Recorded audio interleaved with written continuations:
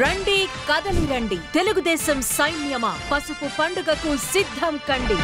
కదలి రండి తెలుగుదేశ కార్యకర్తలారా, త్యాగాలకు వెనుదీయని దేశభక్తులారా.